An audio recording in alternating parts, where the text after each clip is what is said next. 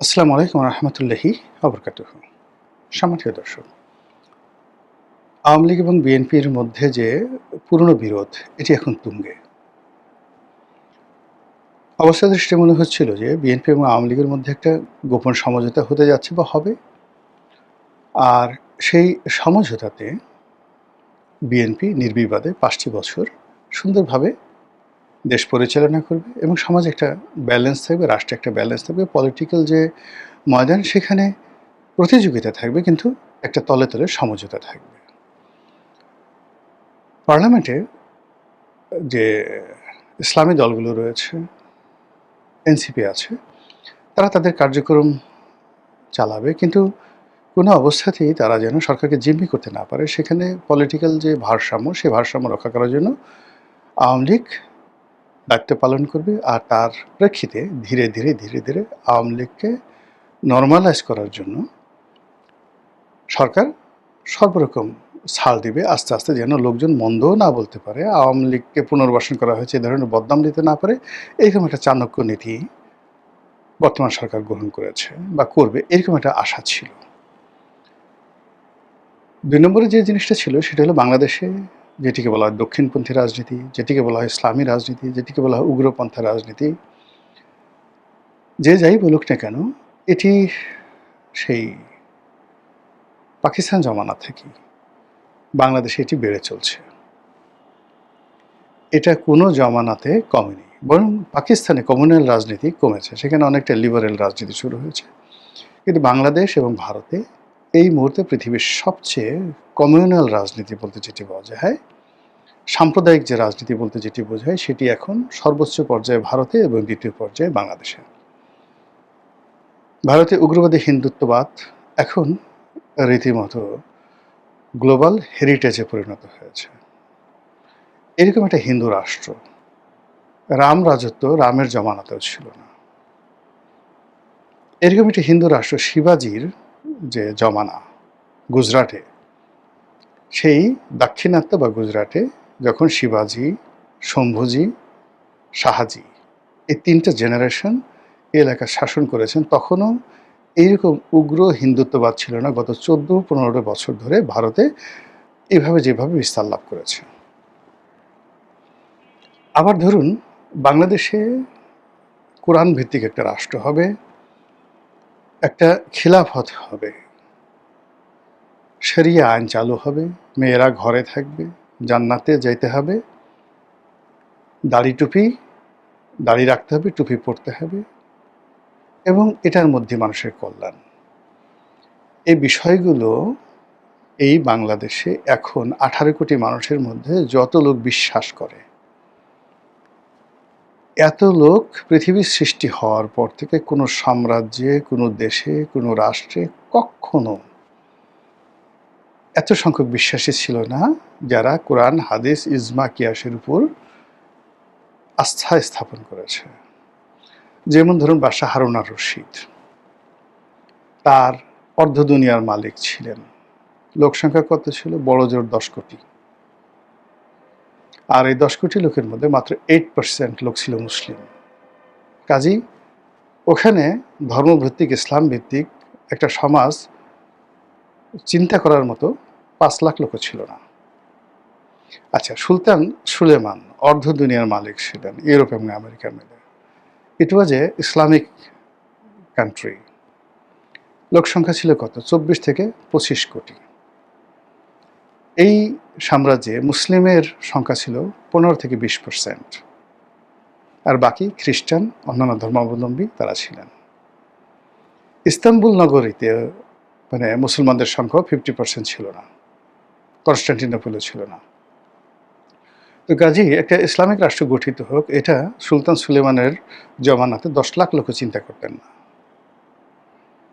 আফগানিস্তানে এখানে ইসলামিক একটা রাষ্ট্র রয়েছে, কিন্তু অবাক হয়ে যাবে যে আফগানিস্তানের লোকজনের যে চিন্তা চেতনা, আধুনিকতা, এটা আমাদের চেয়ে অনেক অনেক বেশি।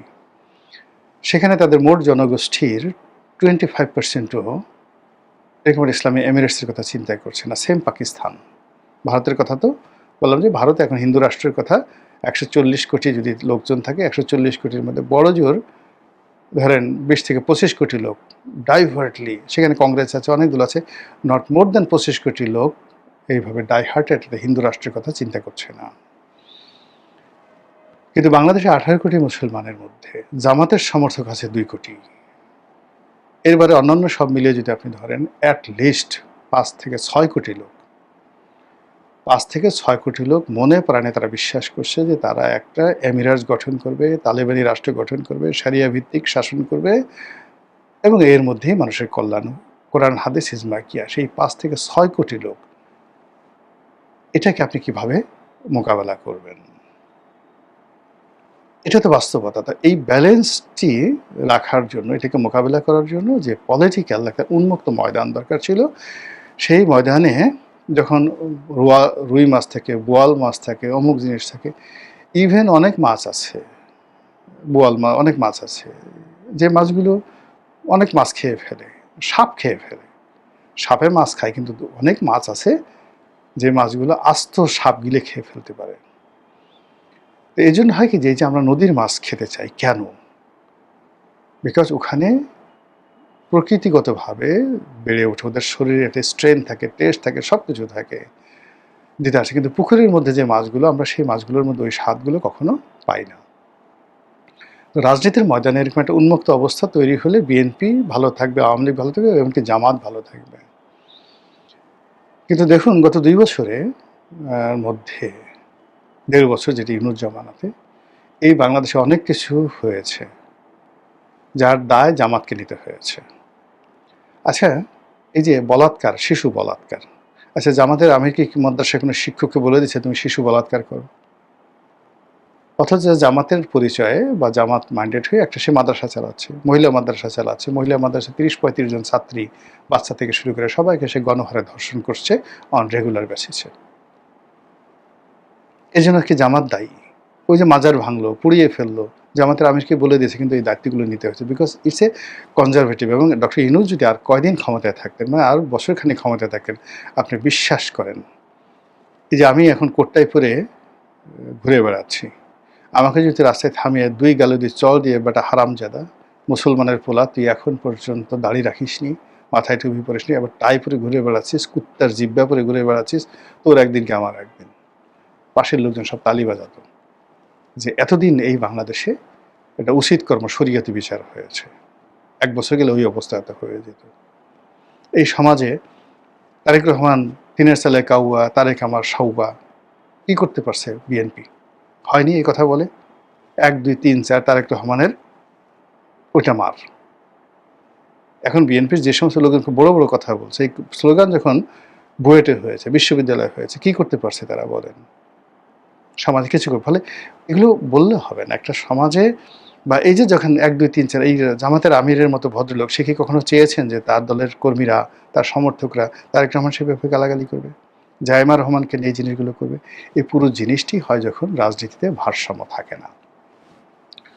এনিওয়ে, তো সেই কারণে রাজনীতির ভারসাম্যতে বিএনপি, আওয়ামী লীগ, সমস্ত রাজনৈতিক দলগুলো থাকবে, এরকম যারা আশা ভরসা করেছিলেন, এমনকি আওয়ামী লীগের লোকজন যারা এই আশা করে জামাতকে নিয়ন্ত্রণ করার জন্য বিএনপির সঙ্গে হাত মিলিয়েছেন, বিএনপিকে ভোট দিয়েছেন, তারা এখন নিজের কান নিজেরা মলছেন। তারা এখন মনে করছেন ভুল হয়ে গেছে, আমাদের ভুল হয়ে গেছে। ফলে তারা হঠাৎ করে যদি এই অবস্থাতে সেই মামুনুল হকের সাথে বিএনপির পরিবর্তে আওয়ামী লীগের সম্পর্ক হয়ে যায়, চরমোনাইয়ের সাথে সম্পর্ক হয়ে যায়, জামাতের সাথে আওয়ামী লীগের সম্পর্ক হয়ে যায়, এবং প্রত্যেকটা জায়গাতে যদি তাদেরকে ধরেন, হান্নান মাসুদ হাতিয়াতে ছাড় দিয়ে দিল, হাসনাত আবদুল্লাহ সে ছাড় দিয়ে দিল কুমিল্লাতে, জামাতের আমির যারা যারা যেখানে যেখানে আছে, মিরপুরে জামাতের লোকজন স্টপ হয়ে রইল, বিএনপিতে ওখানে কোনো সংগঠন নাই, তুলি ওখানে গেছে, সাজু ওখানে বসে আছে, গুলশানে আওয়ামী লীগ মিছিল করে, বলেন তো কে ওখানে ঠেকাবে? রামপুরাতে যদি আওয়ামী লীগ মিছিল করে, নাহিদের পক্ষে সম্ভব না, কে ঠেকাবে বলেন তো? ফলে রাজনীতির যে ময়দানগুলো না, এটা পুরোটাই নিয়ন্ত্রণহীন, ভারসাম্যহীন হয়ে পড়েছে। এটা সরকার বুঝতে পারছে। সেই বুঝতে পারার পর তারা যেটা করছে, তারা যেমন প্রথমে মনে করেছিল জামাত তাদের বড় শত্রু, তারা জামাতকে গুতগুতি করেছে, গুতগুতি করে জামাতকে এমন একটা জায়গায় ফেলে দিয়েছে, জামাতের সঙ্গে আবার বন্ধুত্ব করবে। জামাত এখন মানে দরকার হলে রয়্যাল বেঙ্গল টাইগারেরকে বিশ্বাস করবে, তার সঙ্গে ঘর করবে। সুন্দরবনে গিয়ে দেখা গেল বাঘের কামড়ে মরবে, কিন্তু বিএনপির কামড়ে মরতে তারা এখন নারাজ। বিশ্বাস, বিএনপি তার যে বিশ্বাস, জামাতের সাথে বিশ্বাসটা হারিয়ে ফেলেছে। এনসিপির সাথে তাদের যে যোগাযোগ হয়েছিল বিভিন্ন সময়টাতে, সেখানে মাহফুজ বলেন, আসিফ মাহমুদ সজীব ভুঁইয়া বলেন, মানে বিএনপি সবার সঙ্গেই তো তাদের, এনসিপি সবার সঙ্গেই তাদের যোগাযোগ হয়েছিল, অন্ততপক্ষে 50 জনের মধ্যে। দেখেন, বিএনপির প্রোটোকল পেয়ে, সাহায্য পেয়ে এনসিপি দাঁড়াতে পেরেছে, বা বিএনপি এনসিপি প্রাণান্ত চেষ্টা করেছিল জামাতের পরিবর্তে বিএনপির সাথে সমঝোতা করার জন্য, হয়নি। ইভেন মামুনুল হকেরা চেয়েছিল, চরমোনাই পীর সাহেবরা চেয়েছিল, কেউ হয়নি। ফলে এই পুরো রাজনৈতিক অঙ্গনে, সেটা মাহমুদুর রহমান মান্না বলেন, অন্যান্য যারা বলেন, পুরো রাজনীতির যে অঙ্গনটা, এটা বিএনপি বলতে গেলে বন্ধুহীন হয়ে গেছে, বিশ্বাসহীন হয়ে গেছে। সরকারের এই অল্প সময়তে মেজর কোনো বিরোধ নেই, কিন্তু বাইরে যে আওয়াজগুলো হচ্ছে, সেই আওয়াজগুলো সরকার শুনতে পাচ্ছে না। এগুলো এক। দ্বিতীয়ত হলো, এই নির্বাচন কেন্দ্রিক সময়ে শেখ হাসিনাকে নিয়ে, আওয়ামী লীগকে নিয়ে, রিফাইন্ড আওয়ামী লীগকে নিয়ে, আওয়ামী লীগের পুনর্বাসন নিয়ে যে সকল কথাবার্তা শোনা যাচ্ছিল, এর পুরো জিনিসটা এখন বুমেরাং হয়ে পড়েছে। সরকার আওয়ামী লীগকে জামাতের সাথে এখন ভয়ঙ্কর মনে করছে, বিশ্বাস করছে না। আওয়ামী লীগ এটাকে একটা বিশ্বাসঘাতকতা মনে করছে, যে আমাদের সাথে তোমাদের কথা হয়েছিল। আপনি ধরুন 2018 সনের ইলেকশনে একটা সমঝোতা হয়েছিল, বিএনপিকে 80 থেকে 90টি সিট দেওয়া হবে, কিন্তু পরিবেশ পরিস্থিতির কারণে শেখ হাসিনা করেননি বা পারেননি, হোয়াট এভার মেবি, পুরো জিনিসটি এলোমেলো হয়ে গেছে। বেগম জিয়াকে মুক্তি দেওয়ার কথা ছিল। তো এই জিনিসগুলো তারেক রহমান সাহেবকে না হলে, তারেক রহমান সাহেবের স্ত্রী, তার সন্তান, তাদেরকে রাজনৈতিকভাবে পুনর্বাসন করার একটা সমঝোতা হয়েছিল। কিন্তু 2018 সনের সেই রাতের ভোটের ইলেকশনে যে তাণ্ডবের ফলে যা কিছু হয়েছে, এটা কিন্তু আজকের পরিণতি আওয়ামী লীগের ক্ষেত্রে ঘটেছে। আবার এই যে তারেক রহমান সাহেবের আশা, নির্বাচনে জয়লাভ করা, ক্ষমতা গ্রহণ করা, এর পেছনে আমেরিকা, দিল্লি এবং আওয়ামী লীগের যে বিশ্বাস ছিল, নেগোসিয়েশন ছিল, কমিটমেন্ট ছিল, কথাবার্তা ছিল, পুরো জিনিসটি একেবারে পচে গলে দুর্গন্ধ হয়ে পড়েছে। এর ফলে কি হলো, যখন এরকম একটা পরিস্থিতি হয়, তখন সবাই হার্ড লাইনে যায়। এর প্রেক্ষিতে ভারত হার্ড লাইনে চলে গেছে। You are not trustworthy man. ফলে সীমান্তে আপনি গণ্ডগোল দেখতে পাচ্ছেন। তারেক রহমান সাহেবকে এখন আর ভারতকে আহ্বান জানাতে হচ্ছে না। এর প্রেক্ষিতে আমেরিকা হার্ড লাইনে চলে গেছে। তাদের কোনো প্রতিনিধি, কোনো গুরুত্বপূর্ণ ব্যক্তি বাংলাদেশে আসছে না। বাংলাদেশের কোনো গুরুত্বপূর্ণ ব্যক্তিকে, ব্যবসা প্রতিষ্ঠানকে, নেগোসিয়েশনকে আমেরিকার সঙ্গে হচ্ছে না। শুধুমাত্র চুক্তিটা হয়ে গেছে, সেই চুক্তির প্রেক্ষিতে তাদের যা যা দরকার সেটা করে কুল্লো খালাস, যাও, এখন দেখি তুমি কদিন থাকতে পারো। এই গেল আমেরিকা। আওয়ামী লীগ প্রথম কয়েকদিন শেখ হাসিনা, তারেক রহমান সম্পর্কে কোনো বাজে কথা বলেননি, এখন বলা শুরু করেছেন। বেগম জিয়ার সম্পর্কে, বিএনপি সম্পর্কে, শহীদ জিয়ার সম্পর্কে কোনো কথা বলেননি। এখন আবার সেই সংসদে ওনাদের যখন ক্ষমতা ছিল, যে ভাষায় কথা বলতেন তার চেয়ে আরও নোংরা ভাষায় কথা বলা শুরু করেছে। ছাত্রলীগ এখন যেভাবে মিছিল করছে, যুবলীগ যেভাবে মিছিল করছে, এই মিছিল করার কথা ছিল না। তারা তাদের অফিসে বসতো, তারা তাদের মতো কাজ করতো, কিন্তু এখন তারা মিছিল করছে এবং তারা মনে করছে যে তারা এখন সোজা আঙুলে ঘি উঠবে না, আঙুল বাঁকা করে ঘি উঠাতে হবে। এবং এই আঙ্গুল যে বাঁকা করবে, এতে মন্ত্রী এমপিদের যতটা না ক্ষতি হবে, আমাদের সাধারণ আমজনতার তার চেয়ে বেশি ক্ষতি হবে। এজন্য আমেরিকা, দিল্লি আর আওয়ামী লীগ যুগপৎভাবে সরকারের বিরুদ্ধে তারা যে সকল জিনিস করার চেষ্টা করছে, মহড়া দিচ্ছে, যা কিছু করছে, এজন্য এই মুহূর্তে সরকারের হাতে বিকল্প আর কোনো ওয়ে নাই সতর্ক হওয়া ছাড়া, আর মানে হার্ড, যেটা আইরনি, নিষ্ঠুর হওয়া ছাড়া। এবং সেই কাজটি সরকার তারা করছে। তারা আওয়ামী লীগকে এখন আর কোনো ছাড় দেবে না, রাষ্ট্রশক্তিকে সর্বোচ্চ ব্যবহার করবে। এবং তার প্রেক্ষিতে আওয়ামী লীগের যে জন্মদিন, প্রতিষ্ঠা বার্ষিকী 23শে জুন, এটাকে কেন্দ্র করে সারা বাংলাদেশে ধরপাকড় চলছে। এলাকাতে ব্লক রেড দিয়ে কোথায় কোথায় আওয়ামী লীগের লোকজন আছে তাদেরকে খোঁজা হচ্ছে। এটা পুরনো একটা কৌশল। এই কাজটা সরকার করছে, তারা আওয়ামী লীগকে আর কোনো ছাড় দেবে না। ভালো কথা। এরবারে শেখ হাসিনার ব্যাপারেও দেখা গেল যে তাকে ফেরত আনা, তাকে বিচার করা, তাকে নেতৃত্ব রাখা বা বিকল্প যে জিনিসগুলো শেখ হাসিনা কেন্দ্রিক চিন্তাভাবনা সরকার কাছ থেকে আশা করা হয়েছিল সেটাও বুমেরাং। অর্থাৎ তারেক রহমান সাহেব ইন পার্সন শেখ হাসিনাকে এক চুল ছাল দিতে রাজি হবেন বলে আমার কাছে মনে হচ্ছে না।